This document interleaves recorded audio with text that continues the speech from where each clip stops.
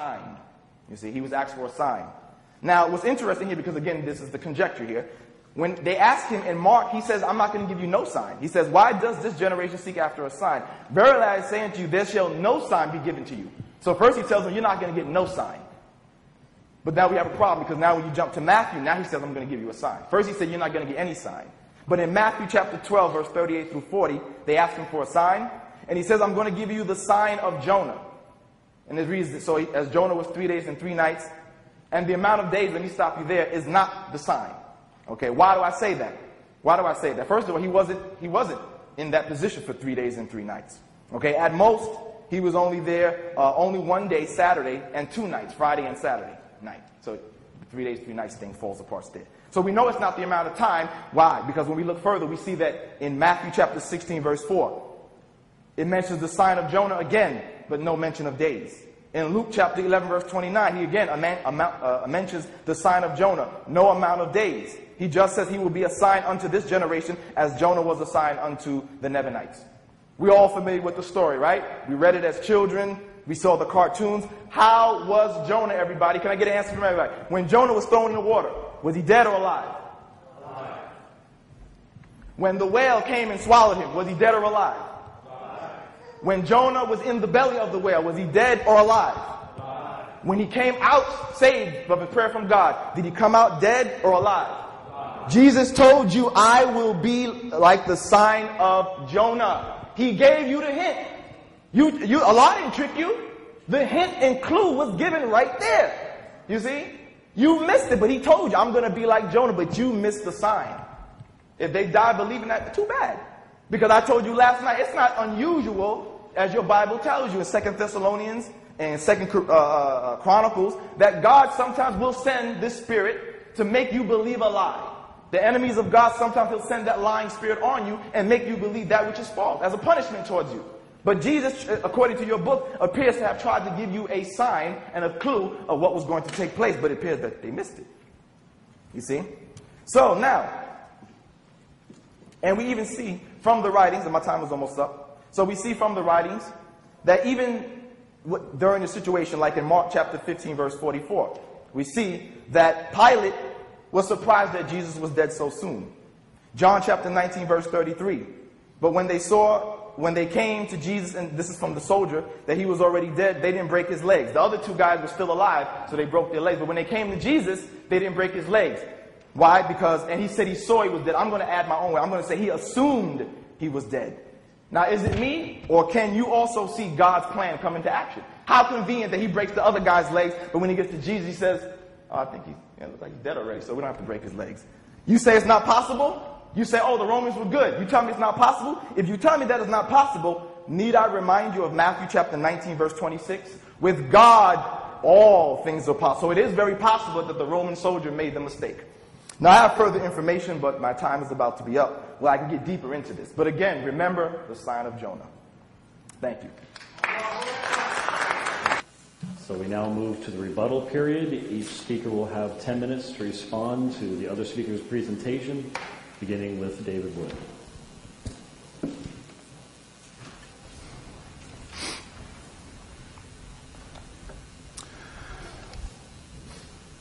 Ready? All right. Shadid began by saying a remark about the day of Easter, that Christians should drop it. Some Christians actually agree with you and call it Resurrection Sunday. I don't mind too much. We stole that title from the pagans, but we used it for a practice that had been going on for centuries before. In the 4th century, the title Easter was adopted. But yeah, again, some would agree with you, and since we are making recommendations, I would suggest to Muslims that you stop kissing the black stone in Mecca, because that also was a pagan practice. But regardless, this isn't something that would affect the message. Shadid says he's not sure what Surah 4:157 means. That it doesn't necessarily mean substitution. So I agree with that. I would say that substitution is the earliest view. But I find it interesting that he's saying, we don't know what that says. We don't know what Surah 4:157 really means. We don't know what it's saying about the crucifixion of Jesus, how it happened. Because that's interesting, because in that passage, Christians are being criticized, Jews are being criticized for not knowing what really happened. And he says he doesn't know what really happened. Shadid says that there were many documents circulating in some early times. True, but not in the first century. Remember, I challenged Shadid to produce a source within the first century after Jesus' crucifixion. He hasn't mentioned any because he doesn't have any to support his view. All the texts from the first century after Jesus' crucifixion consistently proclaim that Jesus died by crucifixion. He says that there's a substitution theory in the Apocalypse of Peter. Now, this is funny. This is a 2nd century Gnostic text. Do you know why the Gnostics began to argue for the substitution theory? Because they didn't believe Jesus was human.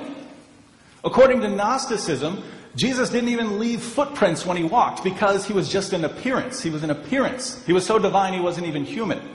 And again, as James mentioned on Friday, the Gnostics were polytheists. They believed in many gods. And this is the text that Shadid is appealing to.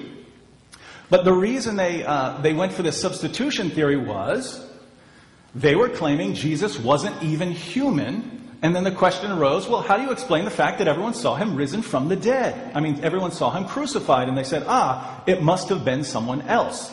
We know this. We know this historically. We know this was the Gnostic position. We know that's what the gospel, what the Apocalypse of Peter means. And so he's appealing to this text, according to which Jesus wasn't even human. I hope you all keep in mind that he's appealing to this text for later on tonight when they debate the death of Jesus and the Muslim side tries to prove that Jesus was just a human. He says this is an early text. But again, 2nd century Gnostic polytheist text. Position of the... he says, but this position remains in the Bible because you have the story of Simon of Cyrene. No. The Gnostic texts included some of the details in the Bible.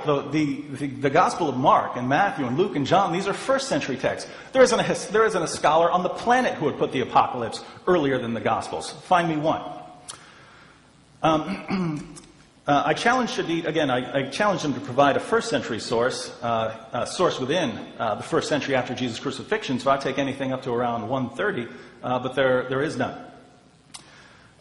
He says that we don't have eyewitness accounts because the disciples fled. Well, even the synoptics say that Peter was following along, and besides, my argument is not based simply on the disciples, although it's very clear that the disciples would have known whether or not Jesus died. This was a public event.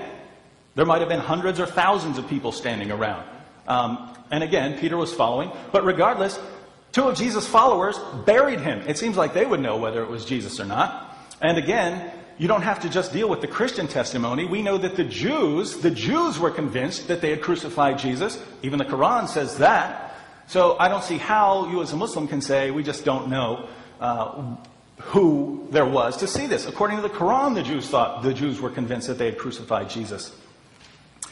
And by the way, the women were present, so we do have people who were there. And again, when these Gospels are being written, they're being written within the lifetimes of Jesus' followers. These people would have known. If you think these people who knew Jesus, walked with him, were standing, even at a distance, if you want to say at a distance, that they wouldn't have known and just had no clue that Simon was actually crucified instead of Jesus. Come on.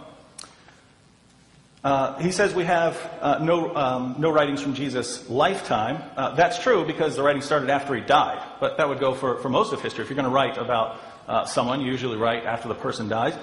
These writings are extremely early. Again, the Mark and Passion narrative, many scholars date to within 7 years. And the creed I appeal to, the 1 Corinthians Creed, when was this written? Scholars, even atheists and agnostic scholars, agree that this goes back to within 5 years of Jesus' crucifixion. How much earlier do you want? He says that we had, well, he appeals to Fricke and Gandhi in their book. And he says these guys are authorities because Fricke has a bachelor's degree in philosophy. That certainly qualifies him. Okay, well, that's the overseas version of a bachelor's degree. But think about it. It's in philosophy. What in this I have more than that in philosophy. I have more credentials than that. How would this make him a historical Jesus scholar? It has nothing to do with that. And Gandhi has a master's degree in ancient pagan religion.